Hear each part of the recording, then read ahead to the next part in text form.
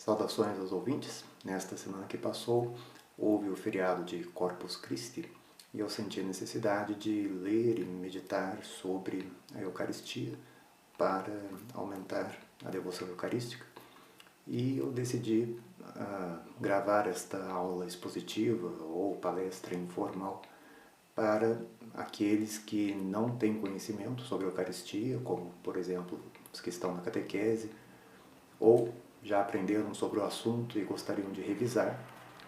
E adianto que as explicações aqui não estão em nível avançado. No Catecismo da Igreja Católica há mais informações específicas e se o ouvinte deseja questões mais avançadas ou controversas, aí vai ser necessário recorrer a livros de teologia sobre a Eucaristia. Então, seguindo os slides, o primeiro ponto é a Eucaristia como um sacramento. Depois, o segundo é a presença real de Jesus Cristo na Eucaristia e depois a Eucaristia como sacrifício. E eu estou seguindo o livro Curso de Teologia dos Sacramentos, do Ricardo Sada e Alfonso Monroy. E começando então pelo sacramento da Eucaristia, o primeiro ponto é que a mesma coisa ou a mesma realidade que a Eucaristia pode ser vista sob o ângulo do sacramento ou sob o ângulo do sacrifício. Começando então pelo ângulo do sacramento, o primeiro ponto é a noção da Eucaristia e como que ela é definida. Ela é um sacramento na Igreja Católica. Aí seria necessário uma outra aula especificamente sobre sacramento. Nesse livro do Ricardo Sada, por exemplo, um capítulo é somente sobre o sacramento. Mas entre os 7 sacramentos da Igreja, a Eucaristia é um deles, um sacramento em que, sob as espécies do pão e do vinho, Jesus Cristo está presente verdadeiramente, realmente, e com o seu corpo, sangue, alma e divindade. Esse é um ponto importante, porque essa aqui é a definição da Eucaristia de acordo com a teologia católica. Continuando, existem algumas figuras, as figuras ou imagens que aparecem no Antigo Testamento, e ao localizá-las no Antigo Testamento, você percebe que há uma prefiguração da Eucaristia que vai acontecer no Novo Testamento. E algumas delas são o maná, o sacrifício de Melquisedeque, os pães da apresentação, o sacrifício de Abraão e o sacrifício do cordeiro pascal. Então, o maná é o alimento que os hebreus haviam recebido do céu. Isso é uma figura da Eucaristia, que vai ser alimento no Novo Testamento. O sacrifício de Melquisedeque, quando ele ofereceu pão e vinho, que serão a matéria da Eucaristia.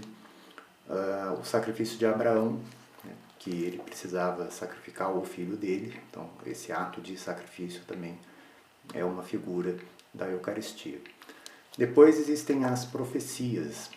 É possível encontrar alguns trechos também no Antigo Testamento, que são frases ou textos que estão anunciando a Eucaristia no Novo Testamento. Por exemplo, Salomão no livro dos Provérbios. A sabedoria ergueu para si uma casa com 7 colunas, ou 7 sacramentos. Preparou uma mesa e enviou seus criados para dizerem: Vinde, comei o pão e bebei o vinho que vos preparei. Outras profecias são do profeta Zacarias e do profeta Malaquias. Depois, outro ponto é a preeminência da Eucaristia. Ela como um sacramento que é muito importante. Aqui existe a afirmação de São Tomás sobre a Eucaristia, e em termos de conteúdo da Eucaristia, a importância dela é que ali está presente o próprio Cristo que comunica a sua graça. E os outros sacramentos, eles estão subordinados à Eucaristia como o seu fim. E depois, a Eucaristia como sacramento da nova lei, existem os sinais externos, da Eucaristia, primeiramente, em termos de matéria e forma, que são dois termos da metafísica, que os filósofos católicos usam para descrever a Eucaristia. Então, a matéria que é usada para confeccionar a Eucaristia é o pão de trigo e o vinho da videira. E essas informações estão no Código de Direito Canônico. E então, isso é necessário, enquanto que a forma são aquelas palavras as palavras da consagração que são pronunciadas pelo sacerdote, né? Tomai e comei todos, tomai e bebei todos. Vão ser necessárias essas duas partes, né? A matéria e a forma.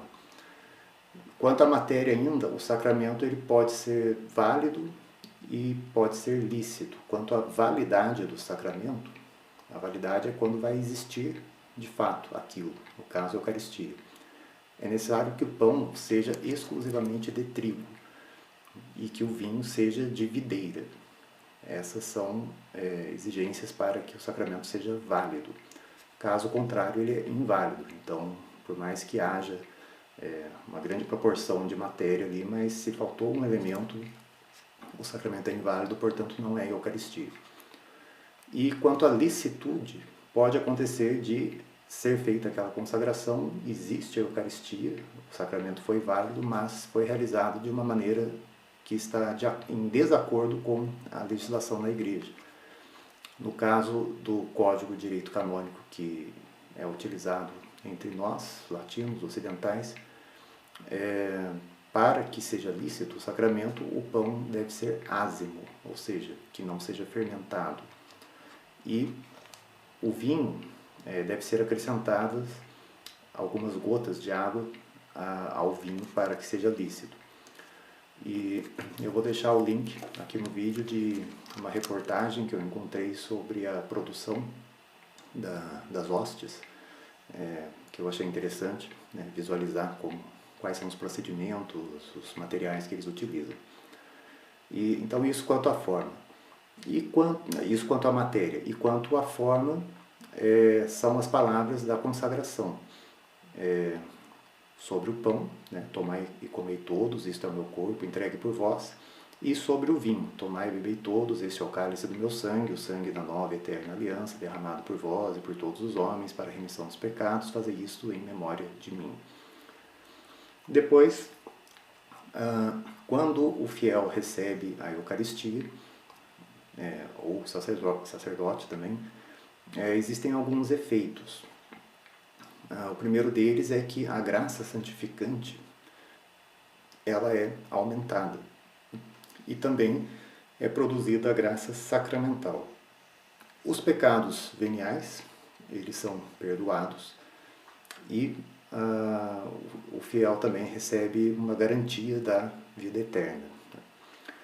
E depois, sobre a necessidade da Eucaristia, é certo que o sacramento que é indispensável para a salvação é o batismo, né? E o que o Catecismo da Igreja Católica diz, no ponto 1384, é a insistência para que se receba o sacramento da Eucaristia. O Catecismo diz: o Senhor dirige-nos um convite insistente a que o recebamos no sacramento da Eucaristia. E vem uma citação de João, capítulo 6. Em verdade vos digo, se não comerdes a carne do Filho do Homem e não beberdes o seu sangue, não tereis a vida em vós. Esse capítulo de João, o capítulo número 6, em que Jesus fala sobre comer e beber, é importante para compreender a Eucaristia, embora seja um mistério, portanto, fora do alcance racional do homem. O homem crê que Jesus está presente realmente ali. E então, para o crescimento na vida espiritual, existe uma recomendação de comunhão frequente, se possível, diariamente. E quanto ao ministro da Eucaristia, é aquele sacerdote que é validamente ordenado e que tem o poder de celebrar o sacramento da Eucaristia. Então isso é necessário. E depois, o sujeito da recepção da Eucaristia, ele precisa ser aquele batizado, e para ele receber validamente a Eucaristia, primeiramente ele precisa estar em estado de graça, e ele precisa ter também uma intenção reta, procurando estar em união com Deus e não por outros motivos. E então esses são os pontos principais sobre a Eucaristia pelo ângulo do sacramento. E bom, e continuando, né? Então a presença real de Jesus, agora indo para a essência do sacramento, o fato é que há a presença real de Jesus, o corpo, sangue, alma e divindade, no sacramento. Isso está definido pela Igreja, por exemplo, no Concílio de Trento, e existem citações do livro Denzinger sobre essas afirmações. E então essa é a crença católica, né? Então são verdades de fé católicas. Ao longo da história surgiram doutrinas heréticas se opondo a esse dogma, né? Então heresia porque aceita algumas verdades de fé, mas pelo menos alguma vai ser contradita. E então em várias épocas houve algumas heresias, dentre elas há os protestantes que negavam a presença real de Cristo na Eucaristia, e entre eles havia alguma diferença a respeito da presença real. Por exemplo, Zwinglio, Calvínio, os protestantes liberais, Lutero. Então, para o Zwinglio, por exemplo, a Eucaristia é figura de Cristo. Para o Calvino, Cristo está na Eucaristia porque atua através dela, mas não está substancialmente. Para os protestantes liberais, Cristo existe na Eucaristia pela fé, ou seja, porque assim o cremos. O crente põe Cristo na Eucaristia. O Lutero, na Eucaristia está ao mesmo tempo a substância do pão e do vinho, juntamente com o corpo e o sangue de Cristo. Depois existe o testemunho da Sagrada Escritura, primeiramente a promessa da Eucaristia, quando se lê em João 6, em que é feito o milagre da multiplicação dos pães. Depois, na Quinta-feira Santa, na última ceia, a Eucaristia é instituída. Existem alguns relatos com algumas diferenças entre eles, em Mateus, Marcos, Lucas e 1 Coríntios. Em seguida, existe também um testemunho na tradição da Igreja sobre a presença real. Também a Eucaristia, ela tem vários nomes, né? Um deles é a fração do pão, ou ceia, ou liturgia, existem nomes, ou missa, existem nomes diferentes usados para a mesma coisa. E um dos testemunhos é o do Santo Ambrósio, dizendo: este pão é antes da consagração. Imediatamente depois de esta se dar, o pão passa a ser a carne de Cristo. Vede, pois, quão eficaz é a palavra de Cristo. Portanto, quando o recebes, não é em vão que dizes amém, confessando em espírito que recebes o corpo de Cristo.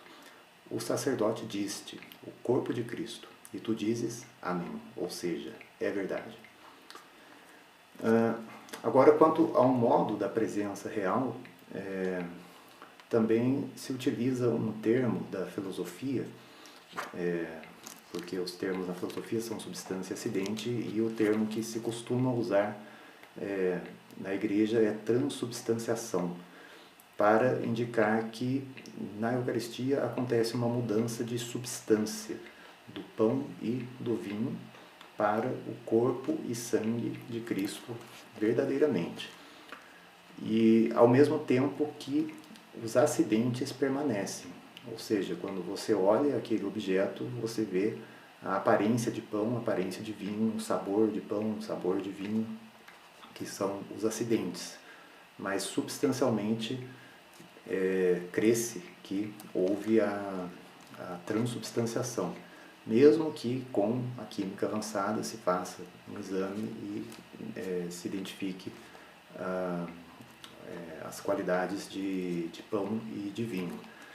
E existem alguns casos, né, como o milagre de Lanciano, em que há essa transformação, né, para o corpo e sangue de Cristo, como um sinal, né, para fortificar a fé na Eucaristia. E Cristo também está todo inteiro sob cada espécie. Então, mesmo que o fiel comungue apenas a hóstia consagrada, apenas o pão que se tornou corpo de Cristo, em cada partícula está Cristo inteiro presente ali. E por isso também o cuidado com cada partícula, né, da hóstia consagrada. E por fim, as devoções eucarísticas, porque visto que Jesus permanece nas hóstias consagradas e que elas ficam reservadas no sacrário depois, e existe uma luzinha, né, indicando a presença de Cristo ali no sacrário, os fiéis podem realizar atos de devoções, como ajoelhar-se diante dele, né, que é Jesus, realizar procissões, adoração ao Santíssimo no ostensório e assim por diante, fazer uma visita ao Santíssimo eventualmente, que foi uma prática que se tornou comum e recomendável. Esses são exemplos de devoções eucarísticas. E então, indo para a Eucaristia como sacrifício, né, vendo-a pelo ângulo de sacrifício, primeiramente o sacrifício ele deve ser entendido com 4 características. O primeiro é que é feito um oferecimento a Deus. Depois, deve ser um oferecimento de alguma coisa sensível que se destrói. Em seguida, deve ser feito por um ministro legítimo. E, por último, um reconhecimento do supremo domínio de Deus sobre todas as criaturas. E alguns exemplos, né, na Bíblia, no Antigo Testamento, existem sobre o sacrifício que era realizado. Por exemplo, Noé, depois da barca, e no caso da missa, havia os sacrifícios que eram oferecidos a Deus no templo, mas esses sacrifícios eles eram ainda imperfeitos, eles funcionavam apenas como uma figura do sacrifício único e definitivo, único e de valor infinito, de Cristo quando morre na cruz. E esse sacrifício de Cristo, que é o sacrifício da nova lei, que foi realizado na cruz, ele cumpre todas as condições de sacrifício, em que Cristo é o sacerdote, aquele que legitimamente oferece o sacrifício, ele é também a vítima, né? Ele que é imolado, e a imolação consiste na morte do Redentor, que é Jesus, e o holocausto do Filho tem por fim a glória de Deus Pai. A relação entre o sacrifício da missa e o sacrifício da cruz é que a missa ela não apenas representa o sacrifício da cruz, mas ela, um dos termos que usam é atualização ou renovação, mas o melhor termo seria que na missa se torna presente aquele único sacrifício que Cristo realizou na cruz. E então ele se torna presente naquele momento em que a missa é realizada, o mesmo e único sacrifício de Cristo. E existe também uma relação entre a missa e a última ceia, que aconteceu na quinta-feira. A Santa Missa remete diretamente para o sacrifício da cruz, anunciado e sacramentalmente antecipado, mas ainda não consumado na última ceia. Ou seja, na última ceia há essa antecipação da Eucaristia, só que não houve a consumação. Depois, quanto à essência do sacrifício da missa, a missa tem uma estrutura em algumas partes. Primeiramente existem os ritos iniciais, em seguida existe a liturgia da palavra, depois vem a liturgia eucarística e por fim os ritos de conclusão. E a essência da missa, como sacrifício, né, consiste na consagração das duas espécies, que são oferecidas a Deus como oblação. E então não é a parte didática ou da palavra que é a essência da missa, também não é a comunhão por si só, a essência da missa, e também não se exige a presença dos fiéis para o sacrifício, e nem o assentimento da comunidade para que a missa seja celebrada. Então, é naquela dupla consagração que está a essência da missa. E por fim, existem 4 fins do sacrifício da missa, que é o próprio sacrifício do Calvário de Jesus, que são o fim latrêutico, o fim eucarístico, o fim propiciatório e o fim impetratório. O fim latrêutico é o de louvor, de adoração a Deus, porque ali se reconhece a Deus como aquele que deve ser adorado. O segundo fim é o eucarístico, que é aquele de dar graças a Deus pelos benefícios que foram recebidos dele. O terceiro fim é o propiciatório, que é o de pedir a Deus o perdão dos pecados. E, por fim, o impetratório é aquele em que se pede a Deus graças ou favores, porque a missa tem a eficácia infinita da oração do próprio Cristo.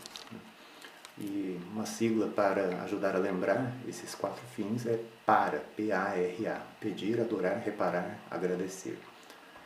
Então, espero que com esta apresentação seja possível revisar esse assunto sobre a Eucaristia, para que, particularmente para quem é católico, possa crescer na vida interior.